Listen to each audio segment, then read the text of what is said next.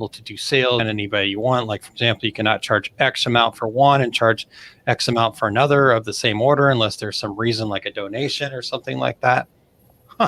What the hell state is that? That tells you what you can charge people and how you can charge people. Yeah. It's like a lot of our stuff, it's custom coded, It could be, I have the material cost more. It could be like that. We have our standard off the rack pricing. Here's a shirt, $79 or $7.99 in single color print. Boom, everything's there. But when it comes to custom quotes, how do they know what I'm charging for anybody? And what state has the ability to have that kind of manpower to go back and review every transaction? How would they even go back? They'd have to audit you to go back and find that. And how the hell am I going to remember a transaction from 3 years ago on why this person was charged different from it? Maybe, they brought in something, or maybe it was a closeout deal, or who knows, Yeah. That seems really, really not a fun state. It's probably Illinois. Probably Illinois. I had not heard that one either. So, I get all of these things. I get we want to be careful and we want to make sure that we're playing by the rules and stuff like that. But I also notice that a lot of times, especially new businesses, get wrapped up way too much into the, I don't know, you can take everything out there and probably, skew it some way to go, okay, yeah, this is it. I think at the end of the day, do good things as far as, be a good person, make sales. Profit's not a bad word. Profit's not illegal. And do right by your customers. And I think you're going to be okay. I mean, if there's something like that does seem a little like, that seems a little off to me, the best thing to do is to, go find a CPA or an attorney. And a lot of times, they'll answer those questions for free, or heck, there's a lot of them out there. They're doing online videos and stuff now. So pop into one of their lives. Even on something like that, call the state. They're the one who, if they're saying, hey, this doesn't make sense to me. What is this and how does this work? Because I want to make sure I understand it right. I mean, that's their job, because at the end of the day, they want their money. So, exactly. If that's part of it, they'll tell you, yep, this is why, Yeah. And then you can challenge it and then have a lot of fun with that, because, man, that almost sounds like a sweet class action lawsuit right there, which, hey, you're telling me what I can do and not do. Yeah. I do have a really good friend who is a class action attorney, and he's always looking for stuff to do. So there we go. I mean, I can't wait for my 14-cent check. Let's go. Exactly. That's the problem. All right. I thought it was a ridiculous idea, but I never tell her that. Yeah, that's a good, always good to make sure that I've learned that lesson the hard way, to not tell my wife that something was ridiculous. Come on. I thought I learned that, but I still am like, hey, still, and then I realized, it's just not like an employee coworker type thing. It's like, an employee coworker wife type thing. And while I can, it reminds me of, the Ron Burgundy thing, his sign off, and he just keeps going like nothing's there, and everybody's mouth is dropped. And I just think it is, when work's done, hey, come home. Hey, what's for dinner? Your stuff's on the lawn. I'm like, whoa. Yeah, exactly. I'm pretty darn close to Ron Burgundy. So as far as not being all that with it sometimes. All right. Are you kind of a big thing, is that what you're saying? Well, I am, I have many leather-bound books, and that would not surprise me. I actually do not. All right, so on your wish list, leather-bound books. Yeah, exactly. They're all in here. So, all right, a couple other good comments here from folks. Terry Saunders said all materials, raw materials go up, so you can justify a 3% increase. For sure. Agreed. Becky says maybe because they're a pain, so you'd call it a PIA tax, a pain in the ass tax. We were told as daycare providers we can charge different rates to our families as long as it's not based on discrimination. That makes sense. I could see that being a law. You don't want to obviously have discrimination, but I would think any business would be the same way. So yeah, I agree with that. That sounds right, Todd. Yeah, I mean, there's times where, this is going to sound bad, where, I totally discriminate against people, because I'm just like, but not based on discriminate because they're idiots. Right. I don't want to do this. It's like, here's my design, that they send you like three things, but the stuff that they tell you is a completely different thing. And you're like, what the hell is this? Okay, so it's going to be like a $400 design fee for a single shirt because it's just I don't want to deal with it.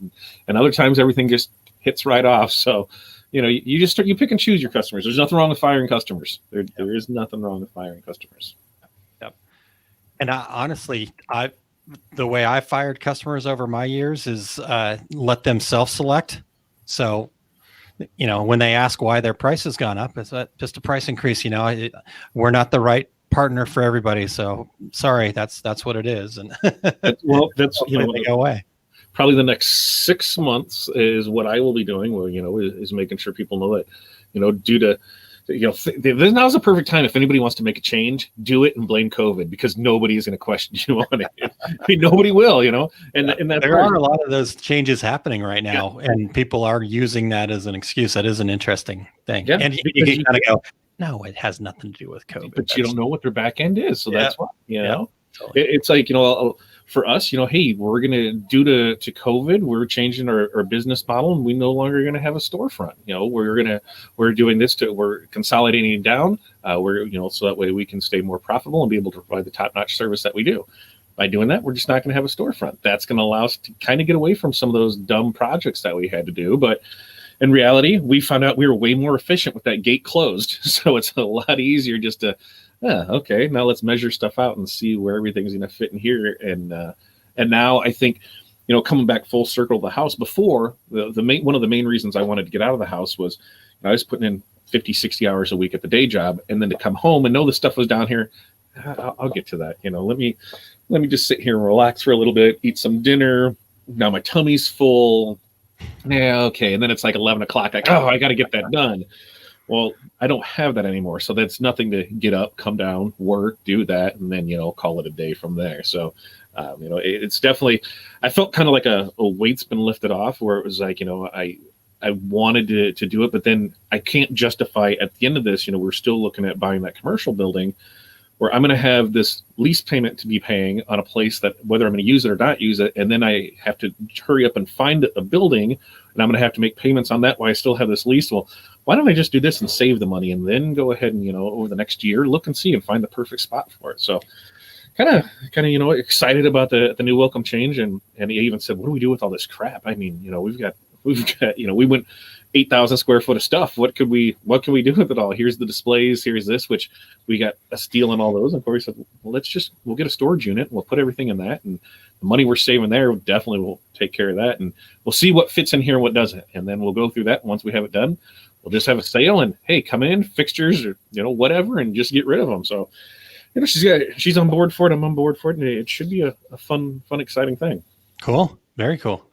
I like it. Especially like I said, when you have that weight lifted off your shoulders, that's a good feeling for sure. So, all right, Cheryl checking in. Hello, everybody. Glad to be here. Glad to have you, Cheryl. Yes, sure. FU Facebook user. Wait, that didn't come out right. Facebook user, which and I wasn't saying it that way. I apologize. Do some states permit uncharging? I'm guessing maybe upcharging shipping.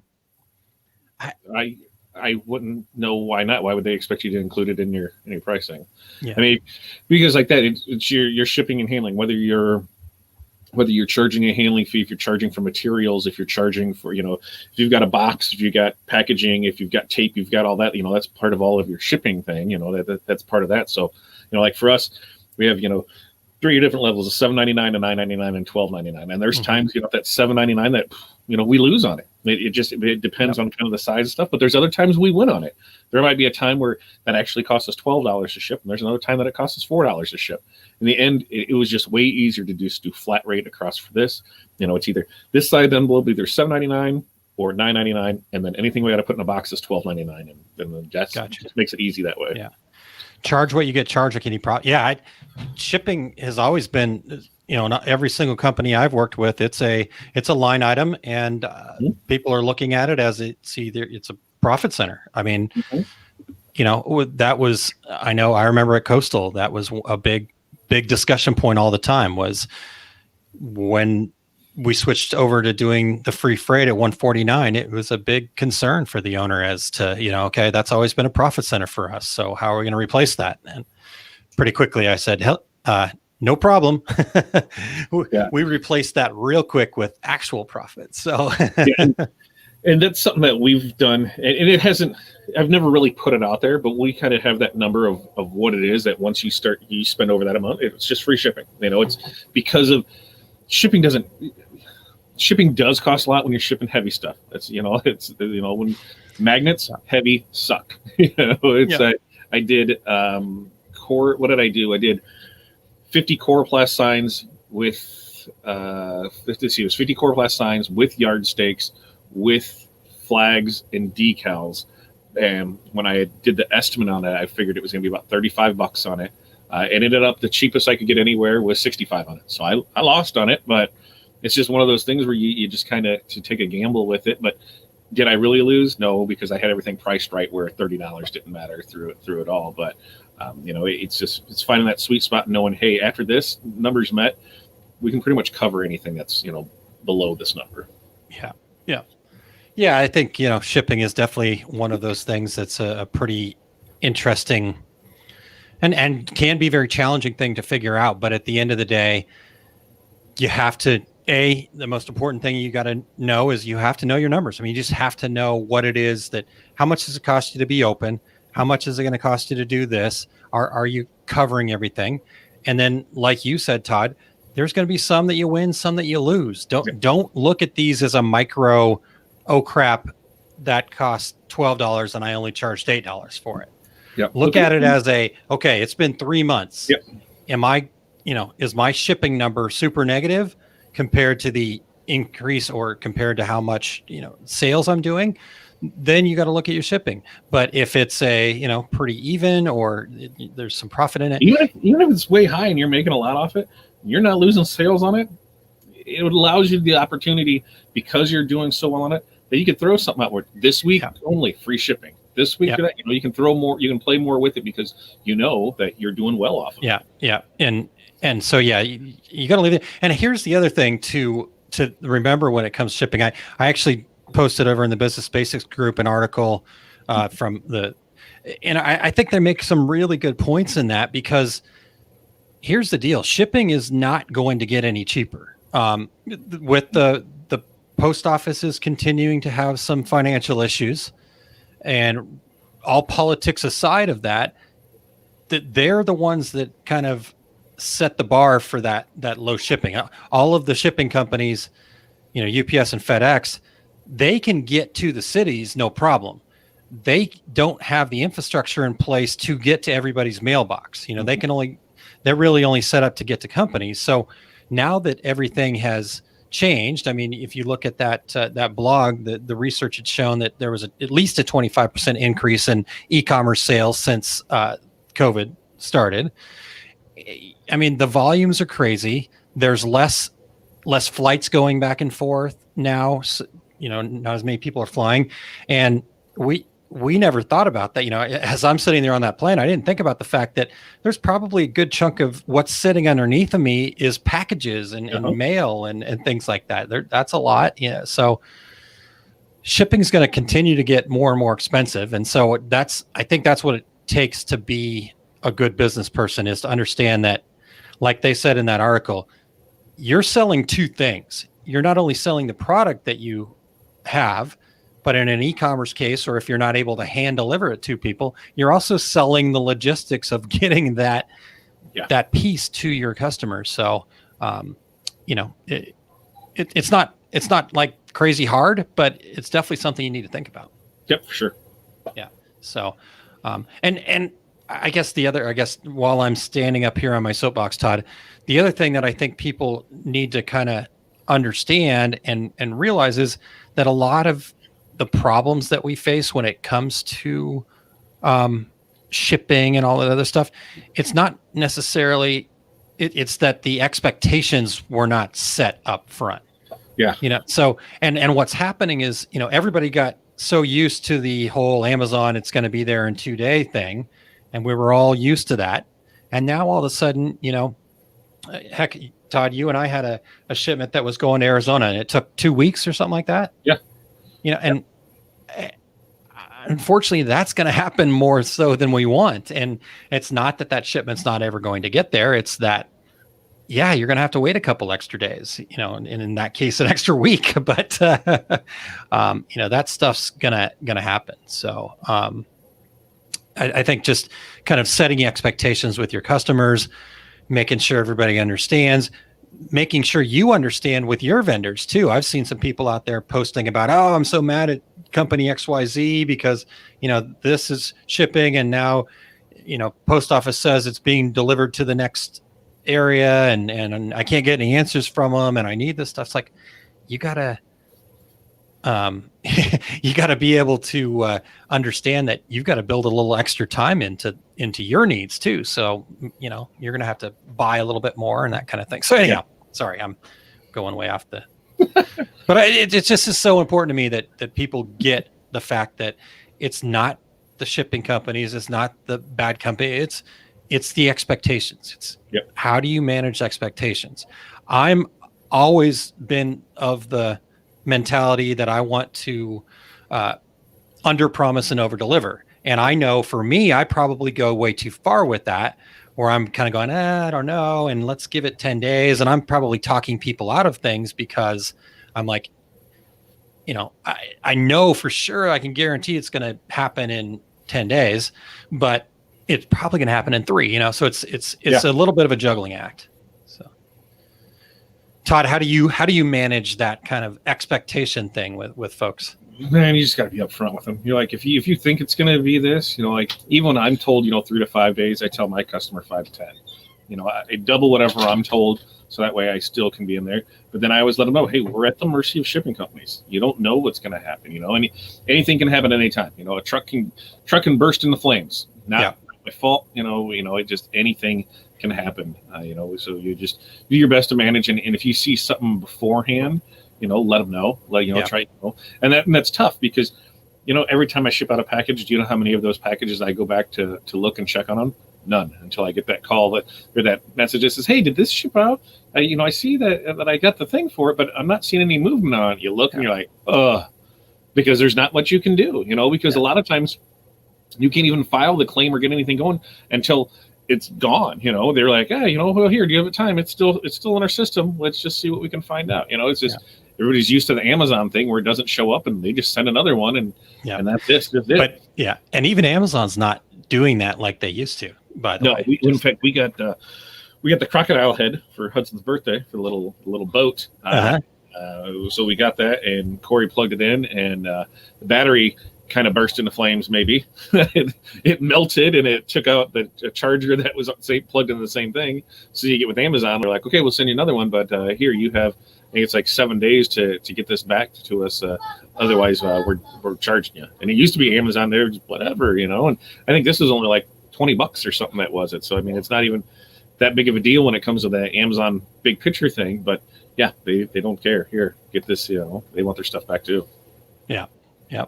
So I think that it becomes a little bit of a juggling act. It becomes a little bit of maybe a tightrope walking because yes, you have to explain to them, understand that, set the expectations, but at the same time, there is some times where, you just got to kind of suck it up and send some extras and overnight it or do whatever. It just, that's where it comes, where your policies and kind of how you do things, but then how you react to, because I'll be honest with you, most people, and I've heard this from some people that are even smarter than me, most of the people that become raving fans of a company or are the people that are out there shouting your praises, those aren't necessarily always the people that had the greatest experience right up front.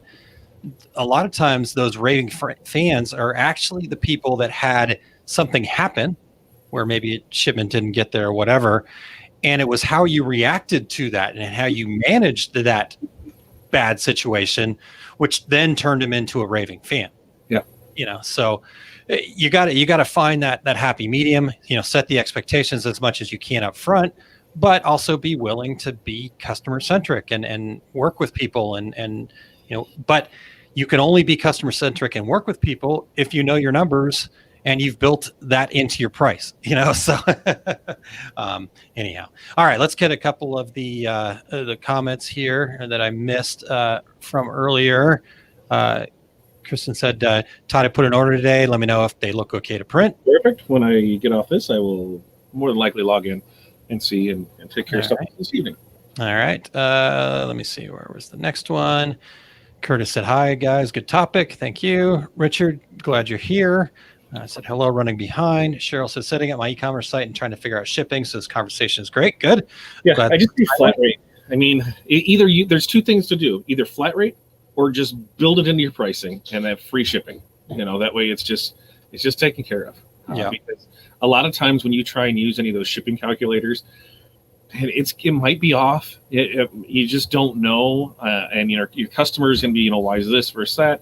It's easier if you just do, here's this flat rate, or you just include it into your thing and offer free shipping. Those are going to be your two easy ways to do it. Yeah, I've found the best way is find out what your sweet spot is for orders. What size of orders is the most profitable for you. So for some people that may be a $50 order. Or, in a lot of the distributors' cases we've seen in our industry. Now, I know that it's not the case for everybody, but somebody set $150 mark as Yeah. So, because everybody falls on the line with that. It seems, there's some that are 149 to one.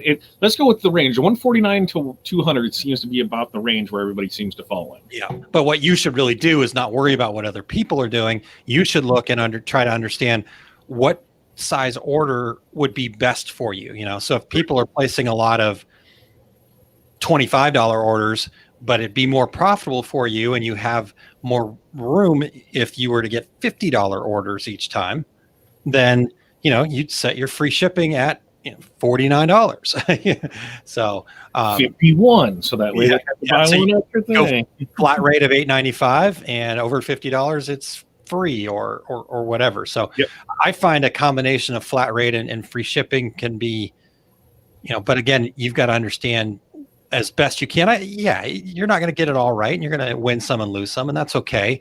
We want to think about things from a bit more of a macro level, meaning understand the big picture, not just the one order deal. Well, then it doesn't, it'll also depend on what platform you're using. Whereas Etsy, they want the free shipping, so if you're offering free shipping, you're going to rank higher to them than somebody who doesn't offer the free shipping. So, another thing, that's the other thing is what platforms you're selling on and how, to see what they actually want. And then you do your prices off of that. My wife just got set up over at Jane.com. It took forever. She submitted over and over and over again, and they finally got her set up, but they told her you have to offer free shipping. It wasn't an option. So you have to know where you're working. And if that doesn't work for you, then you've got to set up your own deal. So, so shipping, let's see here. Kristen said, I had people squawking at shipping. My shipping rates come right from UPS, United States Postal Service. And again, sometimes, they expect a certain thing, but they don't know that, what was it? I was some priority mail shipment I was looking at the other day, and it was like $18. And I'm like, what? And then I'm like looking, I'm like, this is going to Illinois. What in the hell is it costing $18 to get to Illinois? It wasn't even that heavy. And then tried UPS, and it was like $8. So I was like, okay, something. Yep, it's a fun game to play. That's for sure. One thing I don't know how you use Easy Ship. Is that right, Todd? If I remember right. Pirate Ship. Pirate Ship. That's right. I should remember Pirate Ship. I saw something on ShipStation the other day that I hadn't seen. There was a new update that came, and pulled up the order and looked at it, and on the top it actually picked out which was the cheapest for that. So because I've got FedEx, UPS, Postal Service in there, and normally you have to kind of go rate shop each one, but this time I pulled it up and it said UPS is 7 or whatever the number was. So that was kind of cool. So nice. There are tools out there that make it a little bit easier. Something like that. As I start doing bigger things, like the yard signs was kind of one of the ones that shipping's like $20 on 2025. That was because it's hard to say, you know, how much this box with these signs are going to, you know, end up costing to go. And, you know, I had to rate shop a lot on that. And, you know, and I made some, and I lost some, but I think something like that I might have to, you know, strive away from the pirate ship and just, you know, check out what else is out there. Yeah. I gave Pirate Ship a try. It was okay. The thing I've really, for me, that has been why I've liked ShipStation is it just seems like it's a lot more easily integrated. You know, we've got orders coming from lots of different places, and so trying to kind of get everything into one place and integrate. I know there's some of that stuff that you can do with Pirate Ship, but I guess because I'd had experience with ShipStation in the past, it was just so much easier for me to set that up. So, you know. Yeah. Well, and the one big difference between them is, you know, Pirate Ship is USPS. That, you know, you're not getting rates for FedEx and UPS and DHL. You're not doing all that. So, you know, that's the one of the big downfalls is if you actually want to price shop, it's on you to do it. So, but as far as ease of usement, you know, if you're just starting off, it's a perfect little thing that it plugs right in. It's not costing you anything for it. It's a hell of a lot better than writing everything down and then going to the post office and standing there in line and having them give you pricing on everything. Yeah, please do not do that. If you are a business, please do not go stand in line at the post office. There are so many tools, free tools, Pirate Ship being a prime example. Heck, just doing stamps.com would be better than going and standing in line at the post office. So, unless you like your guy at the post office counter, or you have a good relationship. Her and Jarvis, you know, she goes down there and because she'll drop out, you know, because we got the mail tote, so we'll go. They don't have just mail totes for you to take, you know, because that's the thing is, you know, don't steal this. It's worth $5,000 for this plastic ass tote, but. You know, so we'll put ours up there instead of dumping everything out. Then while he's waiting on it, he'll swap it out for another one. And that's if we miss our 2:00 deadline over at the ship place across the street. So we've kind of got it worked out. We got 12:00 when the postal guy comes at the mall. Then we've got, you know, our 2-3 o'clock cutoff that's across the street, and then, you know, our 5 o'clock or 5:30 cutoff down at the post office. So we know where things are going to be, and if we're not going to be at this one, we'll set it for that one, and it gets her down there to talk to Jarvis. So yeah. Hey, I'm all about going and having the relationship. I'm just saying, just go and hand it off. Don't go stand there and try to pay for postage. Dude, because nobody wants to stand behind you with your 50 packages doing it. Exactly. Well, you know, the hope is that if you've got time to do that, then maybe you should take that time and go and, you know, improve your website or, you know, do an ad or something else that can actually produce you some more money than standing in line at the post office. And I'm sure that there at the counter, they don't want to say 50 times. Is anything, what was it? Liquids, perishable, explosive, you know, any of that stuff in the back, they'd have to do that each and every time. And you just be like, no, just get the button and let's go. Nice. Okay.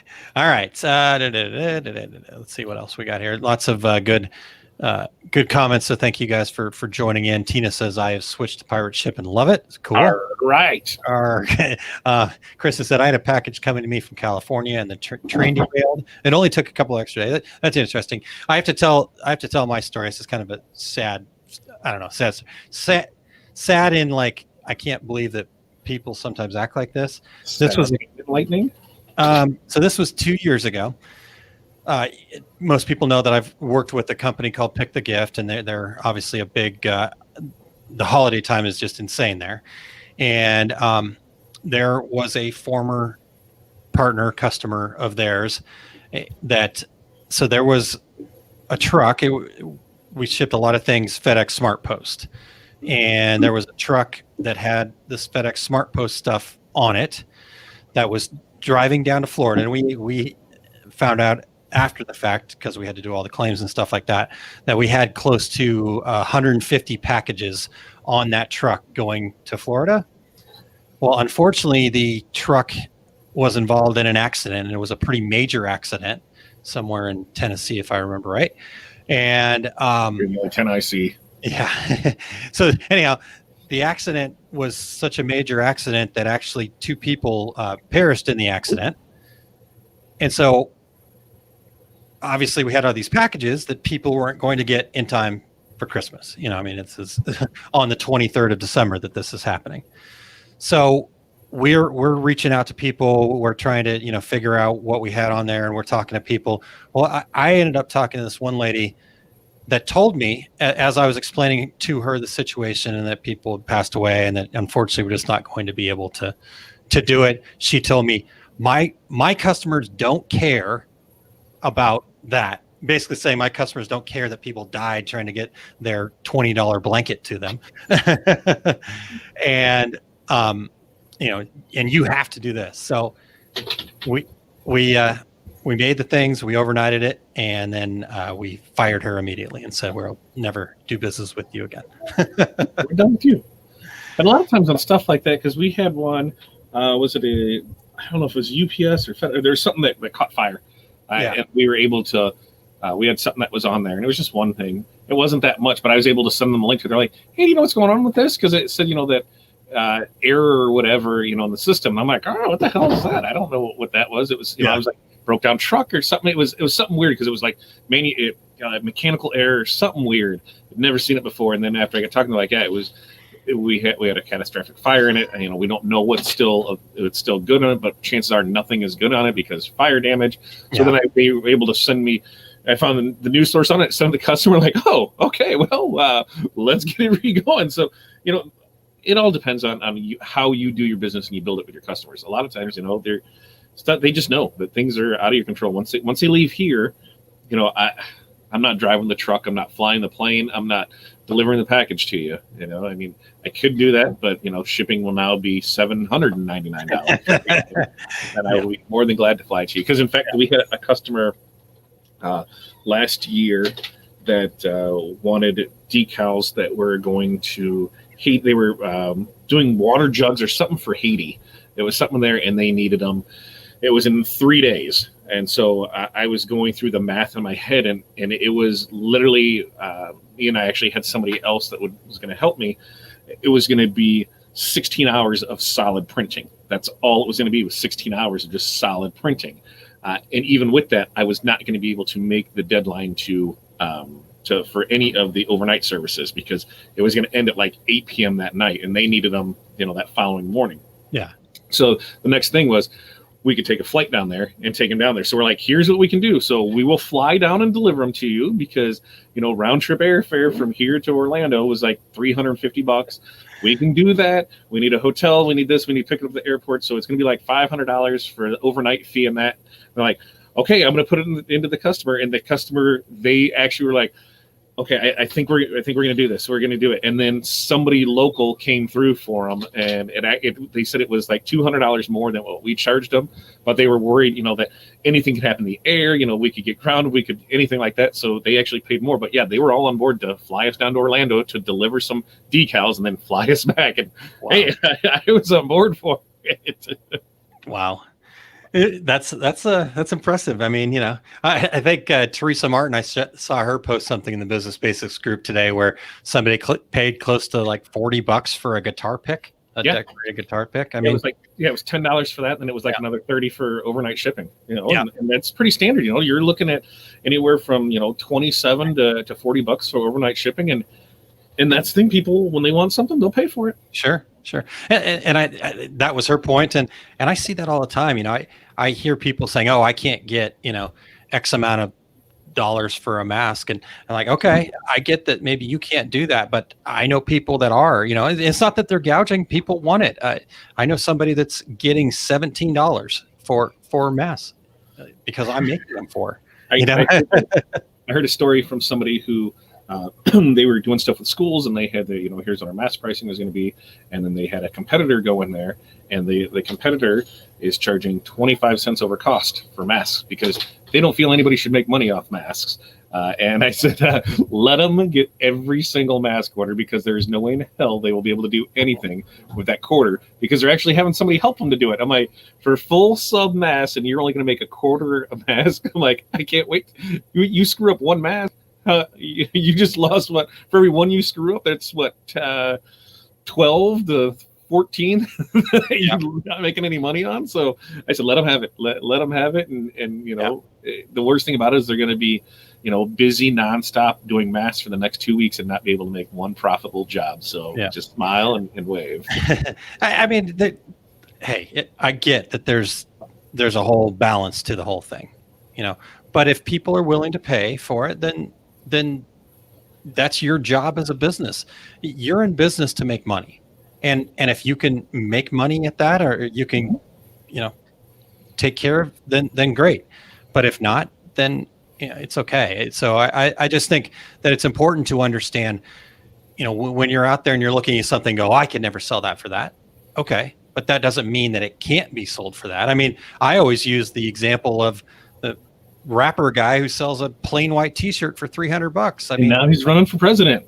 Whatever. Hey, you know, so it's not that you can't, it's just that you choose not to. And that's okay. It's totally fine to choose not to. Maybe that just doesn't fit with who you are or what your business is. And that's all fine and dandy, but to just say, oh no, you can never sell it for that. No, that's not true.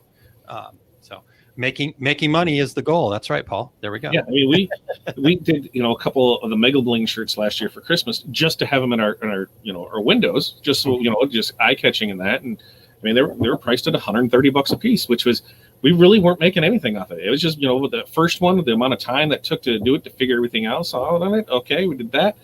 You know, it basically covered our materials and our time that went into it. Second and third one, we made money off of it, and you know, people bought them. I remember it was like a 23rd story. It was like somebody came in and they're like, God, I really like that. How much is it? They left and came back and said, I can't find anything that, you know, is gonna beat that. Let's just go ahead and get it. And he pulled it off the mannequin, and that was it. And so, you know, yeah, $130 for a shirt. See you later. You know, there's people that'll do it. There's like a great example of, you know, when there's people that'll pay for it is, you know, look at what Kelly does as far as crystallizing things, you know. Kelly is like the prime example for this. Yeah, I love talking about Kelly's story. Go ahead, Todd. Sorry. Yeah, that's, you know, it's for what you can charge for that. You know, it's crazy. Yeah. Not only is she able to charge that for it, but she's got people waiting months for it. And, you know, it's just, you got, there was something I read. I'll look that up while we're talking about the next question. There was, in fact, I'll post it. A friend of mine here in St. Louis is actually going to be doing a little free kind of seminar webinar thing. And one of the things she talks about is getting paid for your time, valuing your time and valuing yourself. And if there's just one thing I could get people to do, you know, just value your time, you know, and anybody that, you know, when I say you go through and actually value your time in that, and I said, you know, you need to be at $75 an hour when you charge stuff out. And they're like, there's no way. Well, it's because you're not productive, you know, 40 hours a week. You know, you might only be productive 10 hours a week. So that needs to cover that other one. And when you start looking at stuff and everything's said and done, and you're making $10 an hour, you're making $10 an hour for what, though? I mean, you know, you just busted your ass for that. Do you have insurance? Do you have benefits? Is all that taken care of? If not, go get a job at McDonald's, because they will totally hook you up for $10 an hour and give you benefits, vacation. They'll do all that. So, you know, if you only want to work for $10, go work for somebody else and get done. You want to work for yourself, get paid what you're worth. You know, it just makes sense. Yep. All right. I'll have to find where the heck is it? All right. I'll find that here and get that other thing up. But her name's Kathy Sexton, and her company's the Productivity Experts. So, I can't find the link to it. I have the description. Would they be experts in productivity? That's the case. She's a pretty smart lady, and I like learning from her. So here's the description. It says a profitable, successful business comes from three key things: pricing your time and talent to promote profit, using your time and talent effectively, and having a plan for managing the money that comes in as a result of the other two. So I'd like to say there's 5 keys. But well, I do too. But, stop paying everyone but yourself and not seeing a profit. Join me for live mini training designed to get you on the path to positive change. So I'll find the link here. It's just not coming up right away. Yeah. Profit. There's nothing wrong with profit first. There's nothing wrong with paying yourself first. In fact, everybody should be doing it, because, well, why work for free? And now there's labors of love type thing. You know, it's kind of like our success group. You know, we're putting everything we can back into it to make it grow. And when you're starting things off, that's what you're going to do. You know, you're going to eat ramen for a while until you can, you know, afford to get that steak. And that's just part of business. Sure. You want to eat that steak now, then don't plan on having steak 4 times a week later on down the road, because you ate it all at the beginning. It's just one of those where, you know, you put in the sweat equity now, you put everything you can back into it. Well, you know, especially for those that still have the day job, put every dime you can back into it. That's when we really turned the corner on our business, because for me, that was always my play money. If I wanted to go buy something new to go play with, or vacation, boat, car, didn't matter what it was. I'm like, that was just the money to go do it. That's what it took care of. But then when I realized, God, we can have a lot more fun with this when it's our own thing. I can work twice as much or twice as long for half as much, 24 hours a day. Hell yeah, let's do it. Because it became us and our baby and what we could do with it, and putting everything we had back in it allowed me to grow as fast as we did, and become more confident and just become more successful with it. It's just you gotta reinvest in yourself and make sure you're charging what you're worth, so you're able to do that.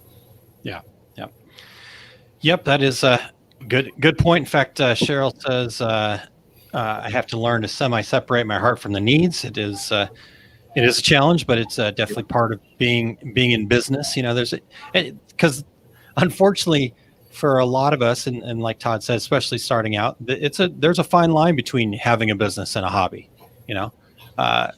Unfortunately, most people have a hobby when they think they have a business. So you do have to turn that corner. And again, not talking about gouging anybody, not talking about not taking care of your customers. I mean, all that stuff's all part of it, and so you don't need to take your heart out of it completely and just be focused on the profits.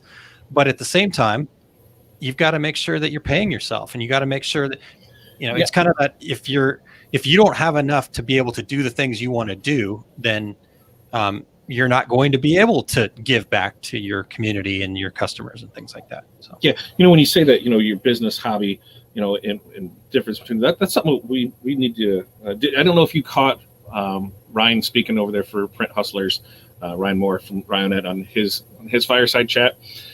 Legit fireside chat. He had the fire there too. But him and Bruce were talking, and he kind of had his tier things of where business were. Here it's a hobby, here it's a business. Entrepreneurship. Yada yada yada. I'd love to have the conversation on the first level, because he said 100. You're not really a business until you're 250,000. Which 100,000 you can have a great bottom line. You can make great money off it. You can be great at 100,000. And I wanted to be like, whoa. I agree with you on a lot of stuff, but that one I will fight you on, because if your numbers are right and your margins are good and you're paying, you can pay yourself a good wage and make good money and have a profitable business just being by yourself, making 100,000 in sales. And so, and I think he has to look back at where he was before when he started. That first 100,000 in sales, you were still doing good. I remember when Ryan first got into business, I had to contact him because he was making photocopies of my current boss's book, How to Print T-shirts for Fun and Profit, and he was basically bootlegging them. So the conversation we had was, either we're going to get an attorney or you can become a distributor and sell the book legally. That works out too. No, I get everybody's business is a little bit different, but yes, I agree with you. There's a little disconnect there. Again, whatever your idea of success is what's important, not 250, not a million, not 100. If your idea of success is you did $30,000 in sales or $10,000 in sales, whatever, or you made people happy, or whatever. That's success. There's not a figure, that we can't sit here and tell you, well, you got to make $250,000. You're not going to be baloney. Not true. I know so many people that they're good and super happy that they make $1,000 a year because they didn't have to pay for their daughter's dance. They didn't have to pay for softball. They didn't have to pay for travel ball. That's what they use that for, where they work a couple hours a week, and that pays for that kid's expense, that pays for this, and they're perfectly fine with that. Sure. So I'm like, to me, as a business, did I produce a product, whether I purchased that product and resold it? Did I create it myself? Doesn't matter how I got that product, but did I take that product and turn around and make a profit off of it? And by making a profit, did I pay myself away? Did I pay for the product? And then was there money left over? That's business. It doesn't matter. You do that, $1, hey, that's one more dollar than what you started with. It's just make sure that everything's good to go with it. Yeah. And I think the trick is that part about where, even if it is just a side hustle, or like you had mentioned when you were kind of doing this at the start, where it was kind of play or, kind of extra cash and things like that.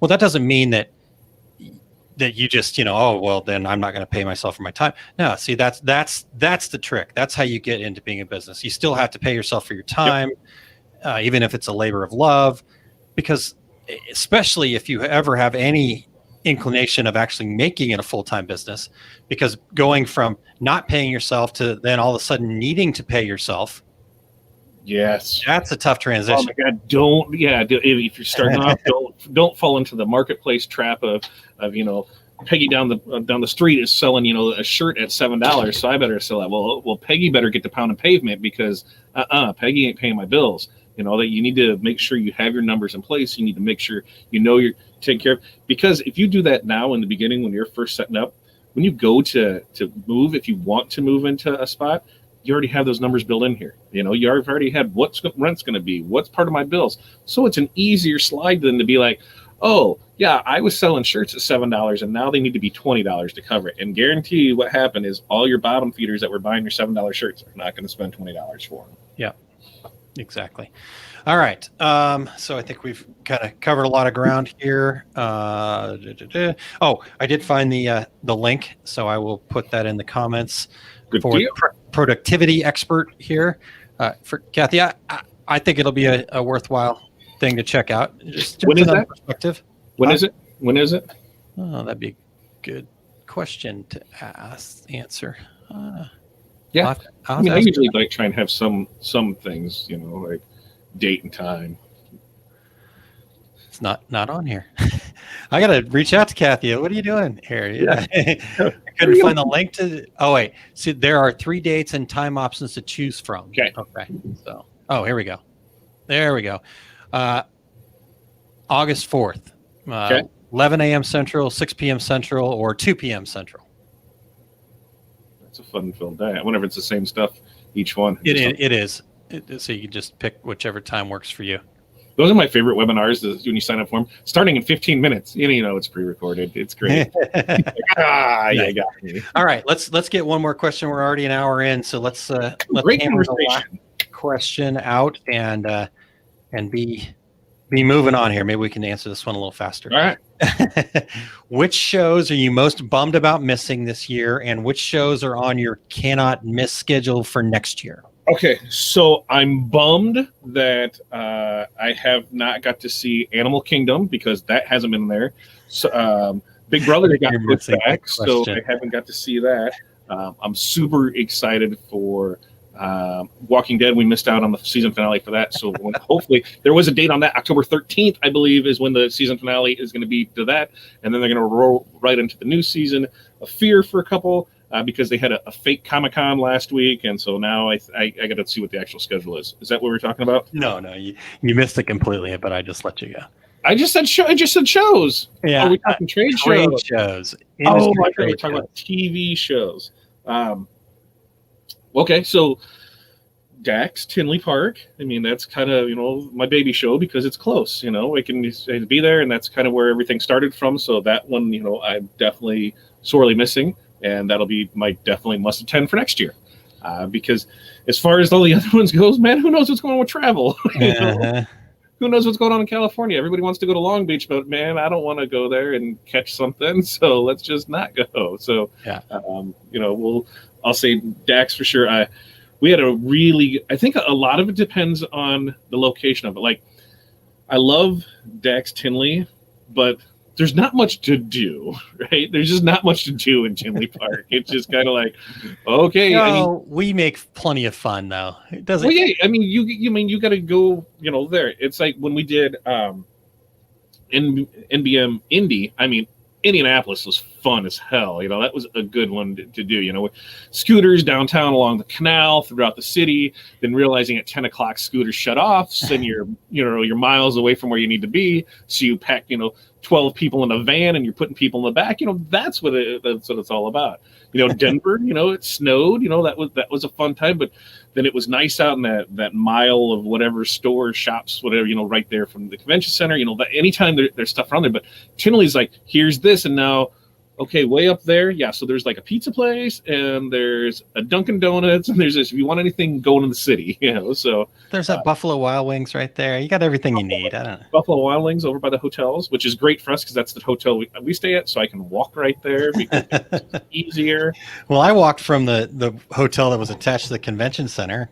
And there was that one major road that was a little hairy carry crossing, but Yeah. still made it. So anyhow, so yes, everybody's Corey was saying shows like DAX, ISX, et cetera, or TV shows. And then Cheryl said, haha, Todd was on a roll. And Corey said he sure was. So, yeah, that's an interesting question because it is a challenge. I first and foremost, I think I love the DAX shows the most because I just love the intimate feel of them. I certainly like some of the bigger shows and you get to see different things and stuff like that. But I for me, for my money, I just can't miss the DAX shows.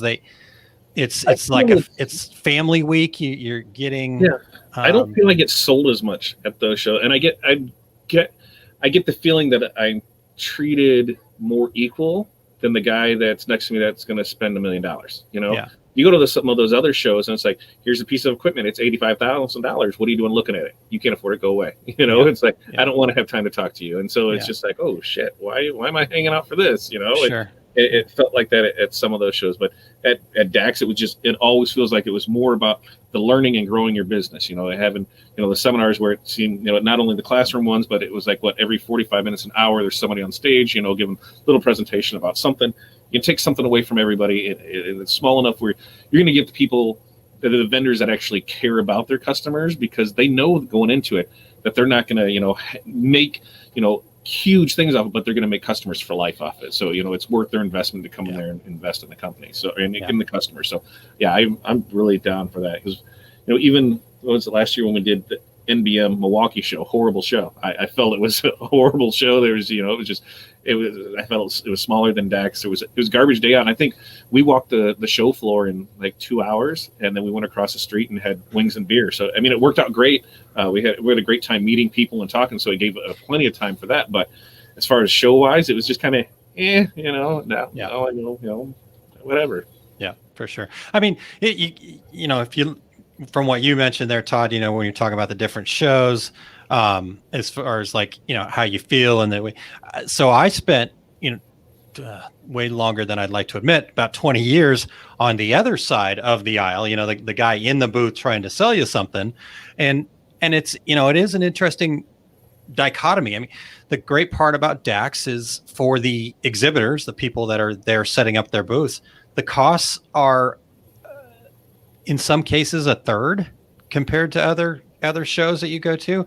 I mean, we would go, I remember the show budget for some of the shows, the ISS Long Beaches or those kinds of shows, just to have like a 10 by 20 space and everything you needed, all the power, the whole, shipping everything there, you had like a $30,000 budget that you had to be willing to spend, where you could get that same 10 by 20 space and spend like, $10,000 at DAX or less, so it is one of those things where you're at DAX, there's not as many people, so you can have that longer conversation. It's okay to, there's not 5 people waiting behind you to ask questions, or plus the fact that you don't have to sell as much to feel like you didn't get just raked over the coals too. So right. Yeah, I think a lot of that. So DAX is definitely one of my favorites. Now, again, I still like the other shows. I'm a big fan of what Impressions does. They're a lot about the education and stuff like that. I think their core shows, the Atlantic City, the Long Beach, and the Fort Worth shows are probably their best. I think the other shows, they've kind of struggled to find their footing. The NBM shows, the indie show has always been their biggest and best. So I think that's a good show. So I don't know. The one I'm definitely most bummed about, though, that got canceled was the Printing United show. PU. Yeah, PU. The reason why I'm the most bummed is I just when that big show gets, it doesn't happen. Because I remember when it didn't happen because of Hurricane Katrina. Yeah. I think just it kind of hurts the industry a little bit, because I think a lot of companies, they get there, they get to talk about the new stuff, they get to kind of really kind of step up, and not that they're not going to continue to step up and really kind of try to push the envelope, but they always kind of put, the Printing United, the SGA is what it used to be, as like, okay, here's where we're going to come out and show off this big, cool new thing. Then we're going to get a lot of feedback on it and improve it, and then be able to, really launch it come ISS Long Beach. And that was always kind of the cycle for, the 20 years that I've been doing this. And, so when you miss that SGA Printing United show, they don't get the feedback that they need to make those improvements by next year. So I don't think it's a terrible thing, but that's the one that definitely bummed me out the most. Yeah, and who knows what shows will even look like anymore. I mean, even from outside looking in, seeing different videos of different walkarounds and that from Long Beach. I mean, the only one that really stuck out to me that, here it is 6 months later was, Rownet. I mean, they had a wing. They look at everything that, tattoo artists, they had, the vendors, they had, this big extravagant thing. And really that's the only big show that happened this year. So, I mean, if they were only going to spend on money on one show, I mean, right there, they did it right, because, here it is 6 months later and people still talk about it because of things that they saw at that show. Yeah. So, that's where it comes, because, I mean, how much money do you think they invested in that, in that one show, Oh, God. And then what do you got to sell to cover that? I mean, would it be if you said, hey, they put $100K in it? I would say that's low. I was going to say, I my first thought was $100K, but then I started thinking about it and I'm like, nah, I bet you it was north of 2. Yeah. I mean, but they're pushing the rock. So, you only got to sell a couple of those to get there, and you got to only get in front of, a handful of people that'll purchase them down the road, and with their, their build up program, where here you can have this and you can trade it in and go up from there. It's, it's a great thing. Come in there and, get your single color press from them, and you're a customer for life, and they can keep building you up from there. And we'll always help you get that next piece of equipment. And that's, it's always, when you look at companies and what you can do, a lot of times you just top out of equipment. You buy a cutter. There's only so much you can do with this one unless you want to go wider. And, not a lot of people need to go wider with stuff. That's just it. A heat press, okay, you can get to here. And then what's the next thing? You're going to go to a dual platen one, maybe an air assist one, and then a big guy. That's just it. There's not a whole lot there. Screen printing, here, I got a screen and a squeegee. What next? Oh, where do you want to go? So, there's so much with it. Sublimation, same way. Here's the printer. Now what? That the screen printing one. If you have good service, you can become a customer for life, and you now, over the course of your life and your career, could probably spend $250,000 there, not even think about it, because It's just over time. Yep. So, as far as next year, Todd, I think it is going to be interesting. What do they look like? What are they doing? So, I don't know. I'm probably speaking out of line here, but I'm going to say it anyhow. So, because we are going to announce it on Friday, but I think you guys may have saw the announcements from Impressions that both Fort Worth and Orlando have been officially canceled. We got word that we'll be able to tell people on Friday. So just pretend like you didn't hear this till Friday. But you should have me tell it, because then I'm not. Yeah. But Atlantic City is going to be canceled as well. In fact, they may put it out there, so I'm not sure if I'm actually spilling the beans early. But so really, based on that, the only show that is still potentially on the books is ASI Chicago on September 30th. And I just looked at their website, and it is still on. And we'll see. It's in Chicago. I don't see that. Yeah, they've got safety. They're going to do temperature checks and hand sanitizer stations and blah blah blah. I mean, you got to think, if you can't have people, at a Cubs game, you can have people at a convention center. That are all flying in. It's gonna be a big thing there. Yeah. What about Sublimation Summit? Is that still a go? No, that is virtual. Virtual. So okay. So So nothing for the end of the year then. One thing maybe. One thing. Well, and Charlotte, NBM Charlotte is still on the books for November 5th. That there's a good chance that one might pull it off. Yeah. Because I think if it was a little later in November, there's a better chance, but we'll see. I think a little later is, and you just start running the holidays where things get dicey there, where you just it's a lot of different things. I think by that time, and it's in the South, and they don't really care. Like, whatever, we're just gonna do this. I think that one will be a go. Yeah. So that could be the only other show this year is NBM Charlotte. So Janos asked, do you have to be a member to go to ASI? You do not. I can't remember. I think you do have to pay to get in, though. No, we can get you. Okay. And that stuff. A lot of times, like I know Sanmar has it. You register them. Main difference is you got to go stand in the other line. Like when we went through what was it last year? It was like 4 billion degrees outside. It was so hot out there. But when we went, when we're walking the floor, I mean, that was a big ass floor to walk. Because this is in McCormick's. Yeah, it's at the McCormick. Yeah, yep. McCormick. 2 halls, in fact. Yeah. And so you saw 2 halls. You saw 500 vendors, and probably 499 of them were banner companies or pop-up tent can. It was like by the time you get halfway through it, it looks like the same stuff over and over. And then you just start looking at things. What do I want to go see? And just go to that, because it was a long day. Yeah. So you've got, so I don't know. We'll see about ASI Charlotte. Cheryl said, the Sublimation. I was excited about Sublimation Summit. Yeah, I was actually excited to go back to Atlanta and do that. I think it's the right call to make, but at the same time, it would have been nice to get together with everybody out there at the Sublimation Summit. I know Cheryl Brown is saying this, but Cheryl Kuchek, who puts on the Sublimation Summit, she's working really hard right now to make it all virtual. And if you already bought tickets for it, I thought this was kind of cool. If you'd already bought tickets for it, you're basically just moving that to next year's if you want. Yes. So. And you still get the virtual this year, so kind of a little bonus. I mean, obviously it's not what anybody wants, but I think she's doing her best to make the best out of the situation. So, and that's the thing, is you're going to see who's actually going to do their best to try and make everything work. Because I don't think I've said it from the beginning. I don't think there is any right or wrong way to handle any of this. You're just trying to find the best way to do it for you. And with them, I mean, how many lives were completely flipped upside down because of this, especially on the trade show thing, where that's what all he did was just trade shows. And now, sorry, we don't need you, because we paid you to be on the road 26 weeks a year, and we're just not doing that. So find something else, type of thing.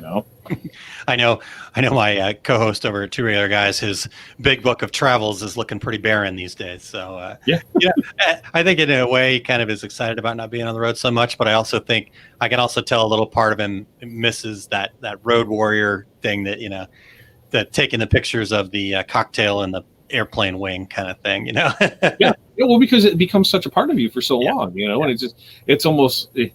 I hate this. It's almost like those guys that they get 50 years in prison, and then they get out and they don't know what to do because they've been in prison for so long that they get out and they just can't handle it. So it's like, okay, I'm used to every Wednesday or Thursday I leave and I go and I come back Sunday. It's just what it is.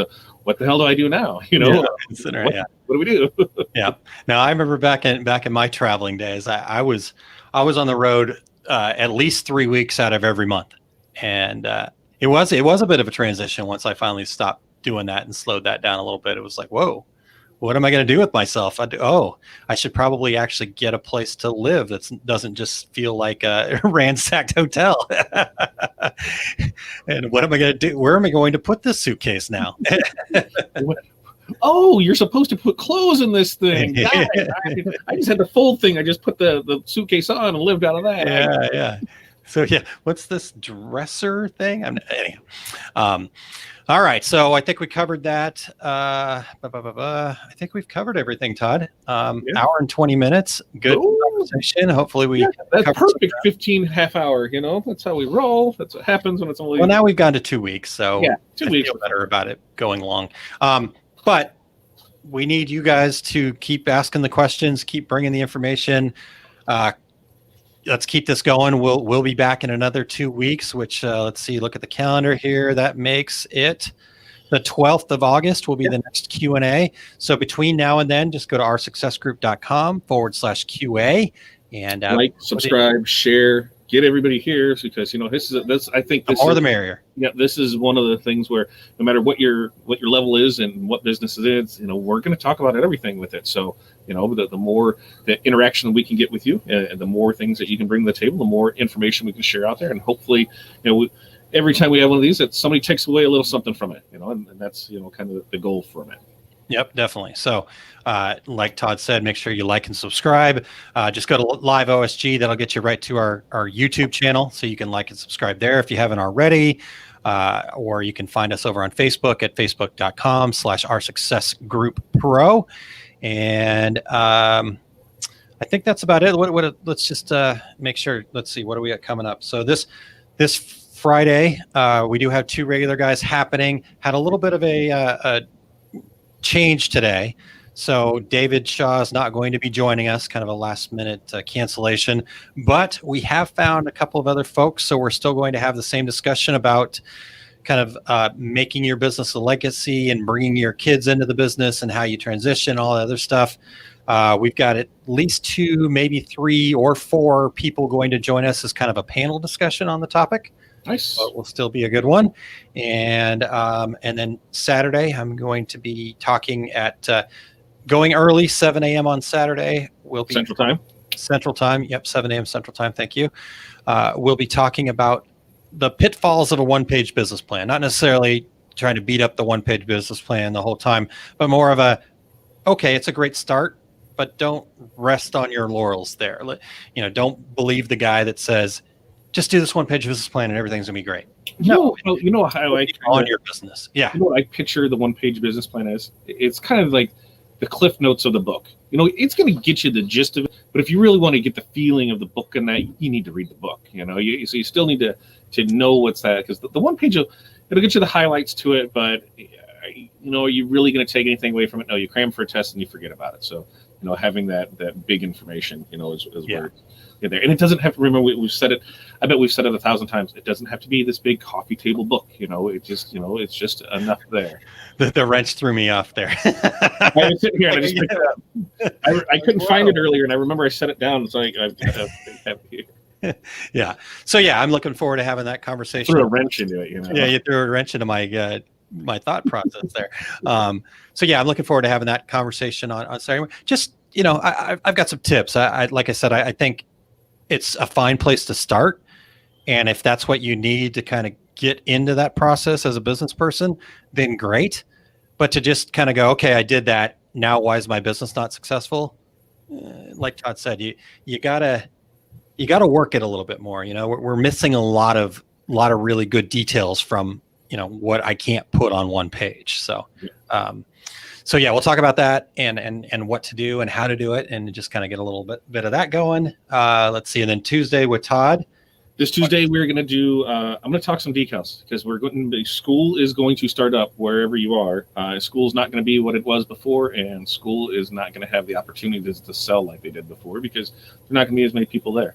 So we do decal fundraisers every year, so I'm going to walk through that, and I'm going to put a little coupon code that'll be just in the live that'll give them a bigger discount than anywhere else. So, we can get in there and make you guys some money, because it's August, school's starting up. Get in there, make you kin before everything gets crazy. So that way, it's just, it puts a little extra change in your pocket, and it just at least gets it out there. There's a couple that I've known throughout the years that we've helped them with it in the fall, and then next thing you know, they start doing them for every sport. So then they'll have the 9 sports in the fall, the 9 sports in the winter, and then in the spring sports, and they're running decal fundraisers from all. And it's a great little thing, because it only takes that one. It's just like anything. It's that first step to greatness. Yep, totally. I love it. And then you had talked about something special maybe the next week. Did you actually announce that and I just missed it, or is that still a secret? We're going to do, I think I'm trying to get... We're talking about a guest potentially, I think. Yep, I'm trying to get Rick from 613 and do a little I guess a little collaboration with him. Actually, we were talking about. I sent him a message saying, "Hey, how's the glitter transfers coming?" And I got ha ha ha ha, ha back. It's been a process that they've been working on, and they don't want to release anything until it's 100% good to go, because they know if they do release it and it's not 100%, that it's going to be a total pain in the backside for him. So we just got to talking, and he said that he's dealing with people that were still had questions on how artwork works, how press. I said, why don't I just do a show when you come on there and send me some sample packs, and we'll press those live, and you tell people how to get their own sample packs. So that's going to be in 2 weeks for there, and then from there I think we're just going to try seeing what else I need to do. Somebody said I should do slates. So I mean, what the hell, do slates on the clamshell? And I'm going to show here and we can do it. Oh, I'm already cringing. Good. I'm gonna go to Hobby Lobby, and I'm gonna get the silicone pad there, because I'm gonna do just like everybody else is gonna do. I'm gonna do it all, and then I got like 5 minutes, 5 or 7 minutes to talk, and see what happens. So I think I want to see you do 5 to 7 minutes of talking with the sound off though, and see how that goes. I know. I gotta figure out this mic thing. Well, Corey had a great idea. Is where I had everything set up is, where the computer is there. I don't have a monitor there, so I can't see anything. So it's just like la la la la la. So what I need to do is just take the iPad, turn it around, and have that as a monitor above the press. Then I can see everything, and I can seamlessly move. Now, when we're here, and because I think what I'm going to do, this is totally fun. So once this all gets done, because this is going to move forward, and that's where everything is going to end up here. I'm totally going to do a curtain drop during one of our lives where we'll just have it here, and boom, there's the new shop, and it'll be everything down behind us, and be sweet like that. Great. But one of the other things is I've been, who's that girl? Renee. Renee has been doing some stuff with cutouts for sublimation on the laser. And so we've been in a couple different talks about things. So I think she's going to do some ornaments, and we're going to press those because, hey, it's August, so it's time to start thinking about Christmas. Nice. As much as you don't think about it, start getting in on it now, because that way you can at least get the stuff, because Christmas is going to get hard and heavy this year. November 1st, they're going to start pushing it at the latest. I think, it could even start in October. Now it's official that Thanksgiving Day, Target and Walmart are both closed, so you're going to get your Black Friday back, but who knows what it's going to be, because if there's still restrictions on what can go into stores and it's there, it's going to be a lot online. So the sooner you can get out there in front of it. And so I told Renee, I'm like, hey, let's put some of these blanks together, and let's put some designs on them and press them and see what happens and see what we can do, and just support another community member and grow everything together. Cool. I love it. Yeah. She's actually doing some cutting for me right now. So, yeah. So what I'm going to do is I need to get with Tanya, and I need to have her design a design for something that Renee is going to cut out. So that way I can support both of them at the same time. So if you called her Tanya, I think you'd have better success with that. No, I think if I call her Tanya, she's going to be like, who the hell are you? Who is this? Who is this crazy person? It's one of those things. Once you get in so deep, you just can't stop. You just can't, Well, yeah, now it's part of the fun. So it just is what it is. Yeah, All right. And then one other thing, and then a couple other things before we get out of here. But so the Saturday the 1st is when I'm going to be talking about the one-page business plan pitfalls. On the 8th, I would like to invite you to join me on Saturday morning, Todd Downing. We can do that on the 8th. On the 8th. So I don't know what time. I think probably 8 o'clock is okay. 8 on the 8th. That's like the weather channel. Because I want to talk about. I want to have a conversation with you back and forth about goal setting. We've been doing the Success Tracker program for a little bit now, and kind of, okay, now that we've got it started, what's the next step? How can we? Suckering me into some intervention, are you? No. Okay.